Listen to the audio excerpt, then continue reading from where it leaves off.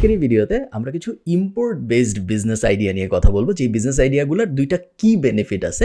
এক নাম্বার হইলো এই বিজনেস আইডিয়াগুলো সহজ এবং যে কেউ শুরু করতে পারে, এবং সেকেন্ড কি কম্পোনেন্ট হলো এই বিজনেস আইডিয়াগুলো শুরু করতে খুব বেশি টাকার প্রয়োজন হয় না। আইডিয়াগুলোতে যাওয়ার আগে জানিয়ে রাখি, এই ভিডিওর প্রত্যেকটা আইডিয়া চায়না রিলেটেড হয় এবং ইম্পোর্ট কেন্দ্রিক হয়। প্রতিটা ব্যবসায়ী আপনি শুরু করতে পারবেন বাংলাদেশের অন্যতম cross border B2B e commerce company China online বিডির মাধ্যমে। এক নম্বর idea, anything customisable.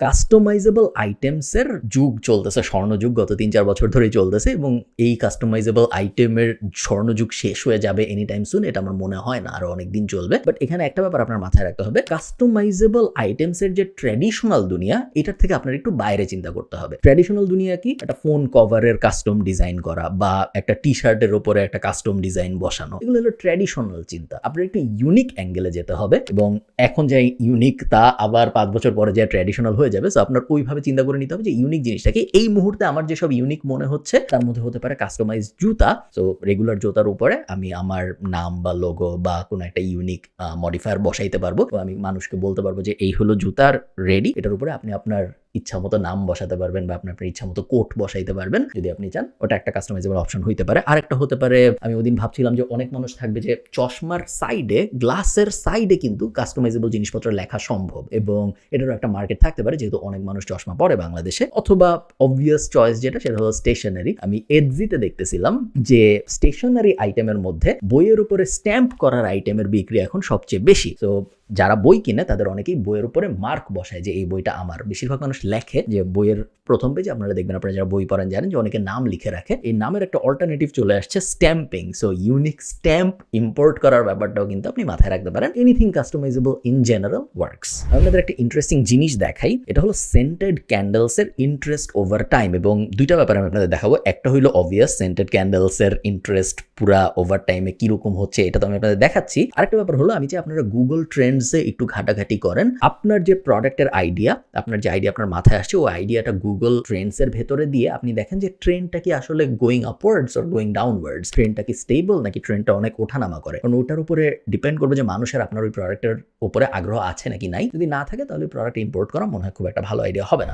Scented candles আপনারা দেখতে পাচ্ছেন যে গ্রোয়িং একটা প্রোডাক্ট, এবং এই প্রোডাক্টের আরেকটা ইউনিক ফিচার হইলো এই প্রোডাক্টটা একটা ফিমেল মার্কেট টার্গেট করা প্রোডাক্ট। সেন্টেড ক্যান্ডেলস এর বাংলা এক্সাক্ট হবে হয়তো সুগন্ধি, মোমবাতি টাইপ জিনিসপত্র। এটা একটা ফিমেল ওরিয়েন্টেড প্রোডাক্ট। মেয়েরা এই প্রোডাক্টটা বেশি কিনে, এবং সাধারণত অনলাইনে আমরা জানি যে মেয়েরা যে প্রোডাক্ট বেশি কিনে সেইটা বিক্রি করা একটু সহজ কম্পারেটিভলি ছেলেরা যে জিনিসটা বেশি কিনে, কারণ ছেলেরা একটু লজিক্যাল হয়, মেয়েরা একটু ইমোশনাল হয়। জাস্ট বেস অ্যাজাম্পশন, অনেক ভ্যারিয়েশন থাকতে পারে, আপনারা কেউ রাগ হয়ে যায় না, জাস্ট মার্কেটিং এর দৃষ্টিকোণ থেকে বলতেছি পুরো ব্যাপারটা। তো scented candles is a good product for 3 reasons আমার মতে। এক নম্বর রিজন হইলো ফিমেল অডিয়েন্স, সো বিক্রি করা একটু সহজ। সেকেন্ড রিজন হইলো গ্রোয়িং অন গুগল ট্রেন্ডস এবং স্টেবল, সো ট্রেন্ড কখনো চলে যাবে খুব তাড়াতাড়ি সময়, 5 বছর পর আপনার বিজনেস নাই হয়ে যাবে, এরকম হওয়ার একদমই চান্স নাই। এবং আরেকটা মেজর রিজন হইলো সেন্টেড ক্যান্ডেলস এক্সপায়ার হয়, সো রিপিট পারচেসের চান্স বেশি। ক্যান্ডেল যদি কেউ জ্বালায় তাহলে ক্যান্ডেল তো আস্তে আস্তে শেষ হয়, এবং যদি শেষ হয় এবং সে যদি এমন হয় যার ক্যান্ডেলস অনেক ভালো লাগে, সে তাহলে আবার কিনবে। সো রিপিট পারচেসের চান্স বেশি, এবং প্রথমবার যদি তার ভালো লাগে আপনার কাছ থেকে কিনে, সেকেন্ডবারও সে আপনার কাছ থেকেই কিনবে। তো অনেক ইনোভেশনের সুযোগ আছে এই জিনিসটার মধ্যে, আপনারা ইম্পোর্টের জন্য দেখতে পারেন। এবং ইম্পোর্টের ক্ষেত্রে দেখার সময় আরেকটা ব্যাপার আমরা মাথায় রাখবেন, আমি আপনাদের এখানে একটা জিনিস দেখাই যেটা আমি খুঁজে বের করছি অ্যাকচুয়ালি চায়না অনলাইন বিডির থেকেই। এই প্রোডাক্টটার অনেক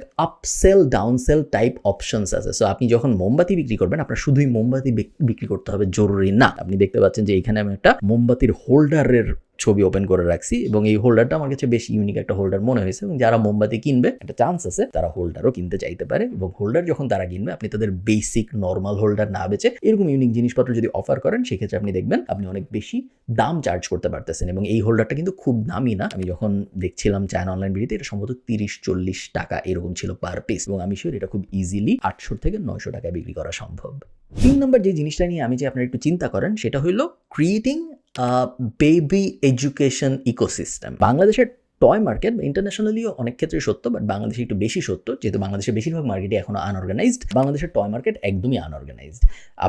আপনার যদি বাচ্চা হয় বা আপনার পরিচিত যদি কারো বাচ্চা হয়ে থাকে, এবং তার জন্য আপনি যদি খেলনা কিনতে যেয়ে থাকেন, তাহলে আপনি ব্যাপারটা আমি শিওর নোটিস করেছেন যে বই কিনতে আমি যেরকম ভাবি আমি রকমারিতে যাব, খেলনা কিনতে আমি ড্যাশ। কোথায় যাবো এক্স্যাক্টলি আমি জানি না, হইতে পারে আমি নিউ মার্কেট যাবো, হইতে পারে আমি ফার্ম গেট যাবো, হইতে পারে আমি বাসার পাশের দোকানে যাবো। খেলনা কেনার একটা ডেডিকেটেড মার্কেট প্লেস এখনো বাংলাদেশে দাঁড়ায় নাই, কম্পেয়ার টু যেটা গ্রসারির জন্য চাল ডাল দাঁড়াইছে, খাবার দাবারের জন্য ফুড পান্ডা আছে, বা বইয়ের জন্য রকমারি আছে। খেলনার জন্য বা ইন জেনারেল বেবি সেগমেন্টকে টার্গেট করে কিন্তু এখনো খুব বড় কোনো ই কমার্স বা এফ কমার্স আমরা এটলিস্ট দাঁড়াতে দেখিনি বাংলাদেশে। এখানে অপরচুনিটিটা, বাট আমি চাই না আপনি শুধু টয় বেচেন, আমি চাই আপনি এডুকেশনাল টয় বেচেন। What's the difference? Main difference হলো নর্মাল টয়ের ক্ষেত্রে আপনার কম্পিট করতে হবে নিউ মার্কেটের সাথে, বাট আপনি যখন এডুকেশনাল টয় বেচবেন তখন আপনার কম্পিট করতে হবে হাই এন্ড যেসব কাস্টমার বেজের অল্টারনেট প্রোডাক্ট আছে তাদের সাথে। সো মনে করেন আমি চাই, আমার বাচ্চা হয়েছে কথার কথা, এবং আমি নর্মাল টয় তো আমি কিনতেছি, নর্মালটা আমি বাইরে যখন যাচ্ছি, নর্মাল খেলনা টেলনা আমার যেটা আমার পছন্দ হচ্ছে বাচ্চার জন্য, আমার বাচ্চা গাড়ি পছন্দ করে, আমি বাইরে বের হয়েছি, গাড়িটা কিনে নিয়ে আসছি কথার কথা। বাট আমি হঠাৎ করে ফেসবুকে গেলাম এবং যেয়ে দেখলাম এই কোম্পানিটা